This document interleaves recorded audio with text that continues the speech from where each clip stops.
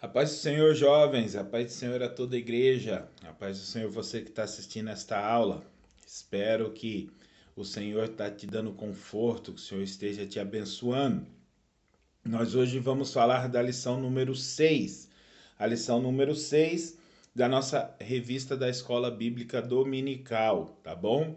Nós estamos falando ali dos evangelhos e hoje nós vamos falar da lição número 6 que fala Jesus, o sacrifício perfeito, tá? Então é a lição número 6, né, da nossa revista, Jesus, o sacrifício perfeito.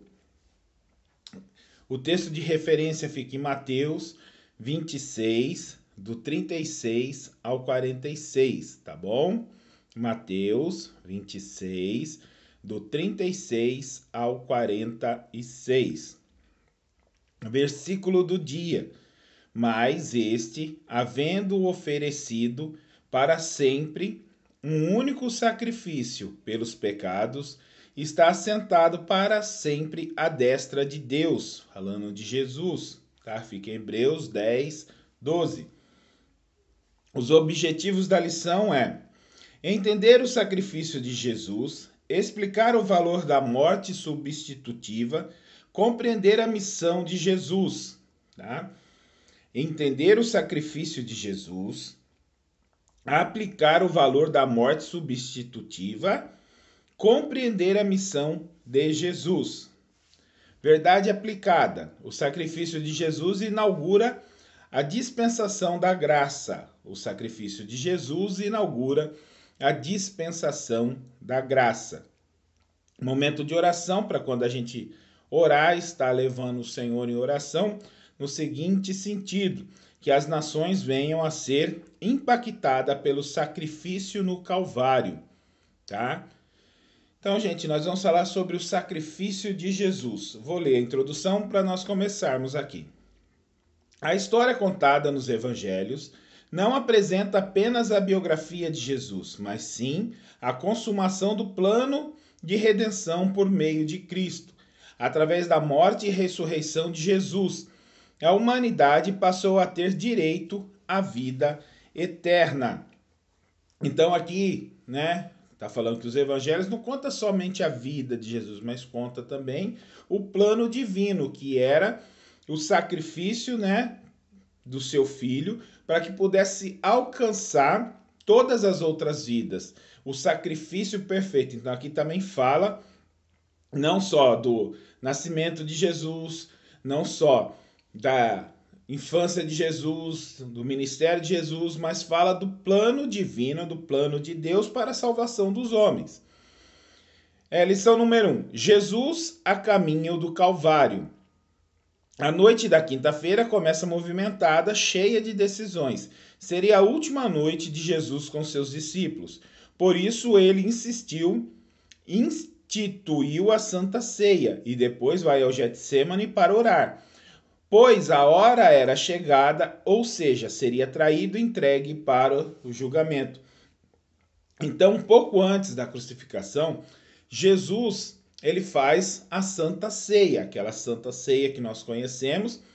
Jesus, ele ali faz a primeira Santa Ceia, chama os seus discípulos e ali ele tem a Santa Ceia. Ele estava orando no Getsêmani, né? Tem a Santa Ceia, então é instituído a ceia. A verdade da Santa Ceia. Gente, a Santa Ceia não é só um simbolismo. Tem gente que trata a Santa Ceia como um simples simbolismo. Não é. A Santa Ceia é algo que o crente tem que participar, que o crente tem que ter participação, porque é o que traz comunhão entre o crente e Jesus é a Santa Ceia. Mostra que você ainda faz parte do corpo e do sangue de Cristo. Quando você toma a Santa Ceia, mostra que você reconhece o sacrifício de Cristo pela sua vida. Tem coisas na Santa Ceia, tem ideias erradas sobre a Santa Ceia, achando que é apenas um simbolismo, que não precisa participar de ceia. Precisa. O crente tem que participar da ceia. Porque a Bíblia é bem clara, o versículo é bem claro. Se não fizesse isto, não tem parte de mim. Então nós precisamos estar participando sempre da ceia, tá bom? O pão representa o seu corpo, que foi moído e dilacerado. O suco da vide simboliza o sangue inocente de Cristo. Então ele deu o corpo e o sangue por nós. Agora nós vamos falar da lição 1:2, a agonia do Getsemane. Getsemane quer dizer prensa de óleo, prensa do azeite. Jesus, antes da traição, ele foi orar no Getsemane, né? Tem gente que fala Getsemane. Então ele saiu para orar ali. E ali é onde ele transpirou suor. Ele, né, o corpo dele, a transpiração dele virou sangue, ele transpirou sangue. Muita gente, né, acha isso que seja figurado, mas não é. Realmente Jesus transpirou sangue, né? Num estudo médico, os médicos relatam que isso acontece sim. É tamanha a agonia que o corpo fica enrijecido, pequenos vasos, né, se estouram e começa a minar sangue pelos poros, de tamanha agonia. Então ali Jesus já estava sendo prensado, a prensa do óleo, a prensa do azeite. O Getsemane, né, Jesus começou a ser prensado, pressionado ali naquele lugar, tá? A palavra aqui refletindo é muito interessante, eu vou ler, tá bom? Jesus sabia que o sofrimento fazia parte do seu destino e que precisava dele para completar sua tão importante missão. Então, Jesus já sabia tudo que ele ia sofrer ali, por isso que ele, tamanha agonia dele, começou a transpirar suor. Ele sabia o que ia acontecer, né? Pai, se possível, passe de mim este cálice, mas seja feita a sua vontade. Então ele sai dali, né, do Getsemane. Ali começa a prensa né, a agonia do Getsemane. Então ele vai ser crucificado. Agora vamos para lição número 2, acontecimento do Gólgota. Já era sexta-feira, depois de passar a noite toda em julgamento e ser sentenciado à morte por crucificação. Jesus carrega a cruz até o monte do Gólgota. Ali, as pessoas e a natureza presenciam uma morte que mudaria o rumo da história, pois o Cordeiro de Deus estaria sendo sacrificado para remir a humanidade. O julgamento de Jesus foi algo meio que tudo muito corrido, muito embolado. Ele é preso, ele é julgado, ele é condenado, sentenciado e executado. Tudo muito rápido, não houve um tempo de julgamento, nada disso. Foi tudo muito tumultuado, tudo muito feito às pressas, vamos dizer assim. Então na quinta ele sofre, na sexta ele já leva, né, a sua cruz para o Monte Caveira, e tudo sequência rápida. O brado de vitória está consumado. Quando Jesus está na cruz, ele fala 7 frases consecutivas, né?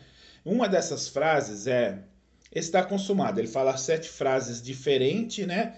Uma ele fala constantemente, que é perdoa porque eles não sabem o que faz. Essa daí ele repete direto. Perdoa porque eles não sabem o que faz. Perdoa porque eles não sabem o que faz. Mas ele fala 7 frases diferentes. Uma dessas frases é estar consumado, tá? O brado de vitória está consumado. Por que Jesus fala está consumado? Porque ele viu, né, que ele foi sacrificado para aqueles que estavam distante de Deus chegasse a ele. Quando ele fala assim, Eloi, Eloi, lama sabachthani, ó Deus meu, por que me desamparaste? Quando ele fala essa frase, ele relata a Deus assim, Deus meu, por que me desamparastes? Ele ainda não estava vendo o concerto, né? O concerto, ele ainda não viu a humanidade se chegar a Deus e nem Deus se chegar à humanidade. Ele ainda não viu essa aproximação. Mas quando ele termina essa frase, o véu se rasga de alto a baixo, o véu do templo, né? se rasga de alto a baixo, mostrando que Deus agora dá acesso ao povo, né, ao homem, ao Santo do Santo, ou seja, dá acesso a Deus. Então, quando ele fala está consumado, quer dizer que pronto, Deus, eu fiz o meu papel. Pai, eu fiz o meu papel. Vou ler um pedaço aqui, ó. Embora o Calvário simbolize morte, foi a maior expressão do amor de Deus para com o homem. Finalmente, Jesus expira ao dizer: está consumado. Perdão. Então, quando Jesus faz isso, ele fala: olha, está consumado, está feito. A morte de Jesus, né, nos trouxe vida. Então, uma morte que nos traz vida, tá bom? A reação da natureza ante a morte do Criador. Quando Jesus estava na Terra, era um ser diferente de todos que estavam aqui. E ele tinha controle sobre a natureza. Ele tinha controle. Ele era Deus, tinha todo o poderio de Deus, mas vivia como homem. Então ele tinha controle sobre a natureza. E a natureza sentiu a morte dele. Vou ler aqui, ó. A expressão de Jesus está consumado revela o cumprimento cabal da sua missão ao entregar sua vida em favor da humanidade. A morte de Jesus foi tão intensa que a natureza reagiu ao ato da crueldade contra o seu Criador. Houve trevas durante 3 horas e até mesmo o sol se recusou a testemunhar aquele evento cruel. A terra tremeu, teve terremotos e tudo mais. A natureza, ela geme devido ao pecado. Até hoje fala, né? A natureza geme devido ao pecado. Então, quando Jesus morreu na cruz, a natureza sentiu também. Perdão, irmãos. A natureza sentiu também a morte de Jesus. Houve trevas, houve terremotos, houve bastante causas naturais naquele dia, tá? Jesus, o primogênito entre os mortos. Jesus, o primogênito dos mortos. Por que o primogênito? Porque Jesus foi o primeiro a morrer e o primeiro a ressuscitar, né? Jesus morreu, mas foi o primeiro a ressuscitar, ressuscitar dentre os mortos. A morte, dentro da exigência do Antigo Testamento, tem o seu valor na instituição do novo pacto. Pacto não gravado em pedras, mas sim em nosso coração pelo sangue de Jesus. A ressurreição de Jesus não apenas mostra o seu poder sobre a morte, mas também garante de que nele teremos a vida eterna. A ressurreição de Jesus. Jesus, em vários momentos durante o seu ministério, advertia aos seus discípulos de que, ao terceiro dia, o Filho do Homem ressurgiria da morte, mas o impacto da sexta ainda estava recente na mente de muitos, ou seja, Jesus avisou para eles, olha, eu vou morrer, mas eu vou ressuscitar. Levantaram o testemunho contra Jesus porque ele falou que ele destruía o templo e reconstruía em 3 dias. Mas quando ele fala, eu destruo o templo e reconstruo em 3 dias, ele não estava falando do templo material, mas sim do templo carne, dele mesmo. Ele falou assim, olha, eu vou morrer, mas em 3 dias eu vou ressuscitar. Então, quando ele relata isso, é acusado de terrorismo, acusado de se levantar contra o templo, ele não está falando do templo físico, mas do templo carne, dele mesmo. Só que os seus discípulos não entendiam isso. Quando ele falou, eu vou morrer, mas eu vou ressuscitar, eles não entendiam o que ele quis dizer. E eles começaram a debandar, começaram a estar indo para todos os lados e esquecer Jesus. Um voltou para sua casa, o outro voltou a pescar, o outro foi para Emaús, né, Manaus. Eles foram embora. Então, o que aconteceu? Eles saíram andando e debandando. Quando Jesus ressuscitou, ele reagrupou esse pessoal de novo. E ele passou bastante dias, se eu não me falha a memória, 40 dias ainda nesta terra, ainda conduzindo eles. Então, mesmo Jesus falando e avisando que iria ressuscitar, eles ainda debandaram, eles ainda, saíram da presença e começaram a se entristecer. Quando Jesus voltou e agregou de novo, passou as missões para eles e eles começaram a entender o ministério de Jesus. A ascensão de Jesus aos céus. Tá? Após a ressurreição, Jesus passa 40 dias dando, 40 dias mesmo, dando as últimas instruções aos seus discípulos, pois eles teriam que continuar a obra que ele começara. Chegou o esperado momento em que Jesus seria elevado às alturas, onde sentaria à direita de Deus. João, em seu evangelho, nos mostra que Jesus pede ao Pai para glorificá-lo, com a mesma glória que ele tinha antes que o mundo existisse. Jesus agora voltaria para o lugar de glória, habitando na esfera atemporal, sendo restituído de maneira plena como Filho de Deus e a segunda pessoa da Trindade. Então, Jesus, ele sofre tudo o que tinha que sofrer na terra, não foi pouca coisa, foi muita. Agora ele volta para a sua glória, ele volta para a destra do Pai. Então, sabemos que hoje Jesus está sentado à destra do Pai. E isso prova que de lá ele veio, para lá ele voltou. Quando Estevão relata e sendo apedrejado, ele vê Jesus à destra do Pai. Diz assim, Estevão, durante o momento do seu martírio, teve a oportunidade de ver Jesus ao lado de Deus. Saulo, caminhando em Damasco, teve um encontro de Cristo ressuscitado e sua vida mudada de forma radical. Então, quando Jesus sofre todos os seus martírios, sofre tudo que tinha que sofrer na terra, ele volta a estar com Deus, onde é o lugar dele. E também, foi preparar lugar para nós. Eis que vou preparar lugar, para onde eu estiver, vós também estará. Tá bom? Conclusão. O sacrifício de Jesus mostra o seu grande amor para com a humanidade. Mas a ressurreição traz a esperança da vida eterna com Deus. Gente, a nossa vitória não foi no nascimento de Jesus, a nossa vitória foi na ressurreição de Jesus. Quando Jesus, ele ressuscita, ali está a nossa vitória, porque quando ele ressuscita, ele vence a morte, ele vence Satanás e ele cumpre o seu propósito, que era de nos dar a salvação, de ter pago esse alto preço, que nós não tínhamos como pagar. Jesus paga ali na cruz. Ele paga com a sua morte. Como um cordeiro mudo, ele foi levado ao matadouro. Então, quando ele é sacrificado por nós, ele quita a nossa dívida.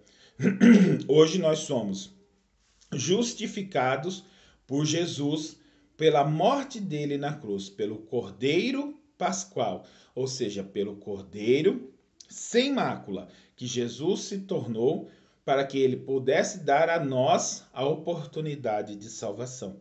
Hoje você tem a oportunidade de salvação, todos nós temos isso. Você quer ela ou não, aí você tem o arbítrio liberto de recebê-la ou não. Mas você tem que entender que Jesus é o único que pode dar isso a você.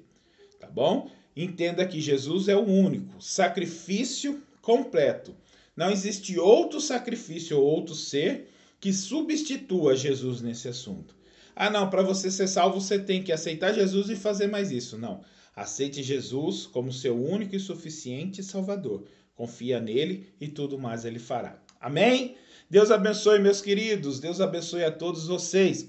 A aula rápida, para que vocês não fiquem entediados, tá bom? Espero ver vocês na igreja. Olha, agora nós temos culto 9 da manhã e 18 horas da noite, tá? Você tem duas oportunidades de estar na igreja. Eu gosto de estar domingo de manhã, mas se você ainda gosta de estar no domingo à noite, às 18 horas, tá bom? Deus abençoe, muito obrigado, um forte abraço, a paz do Senhor.